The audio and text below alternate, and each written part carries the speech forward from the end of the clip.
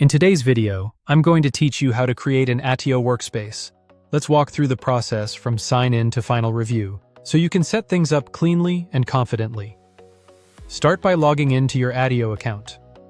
Once you're on the home screen, look for the Workspaces section. Think of a workspace as a dedicated container for a specific team, project, or segment of your business. It keeps records, permissions, and fields organized so the right people see the right data, without mixing things across departments. Open Workspaces and choose the option to add a new one. You'll see a form where you can define key details. Begin with the Workspace ID. This is a unique identifier that helps Attio and any connected tools reference this workspace precisely. Keep it simple, consistent, and permanent. Many teams use a short, lowercase string with dashes. Avoid special characters and think long-term, because the ID is often used in automations and integrations. Next, type in the name.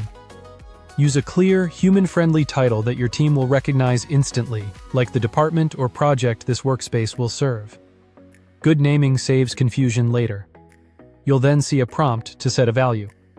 Click that, and choose the person field you want to associate with this workspace. Often something like owner or primary contact. Start typing the person's name and select the correct match.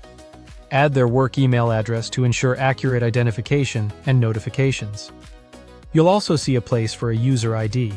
This is the system's unique reference for that person. Including it helps prevent duplicates and ensures any automations point to the right user. If you're unsure, use the value your team already uses internally to identify users. When those details look good, click Create Record. Attio will save the workspace with your entries. You may also have the option to set a company value here. Link the workspace to your company record to add context for reporting, ownership, and access. Once selected, click Create Record again to confirm. If you spot anything missing or want to refine a field, click the pencil icon to edit. Make your changes, double-check everything, especially the ID, people fields, and email formatting. And when you're satisfied, click Finished Editing to lock in your updates. That's the full flow. Log in, open Workspaces, add a workspace, set the workspace ID and name, assign the right person and details. Optionally link your company, create the records, and finalize with a quick edit check.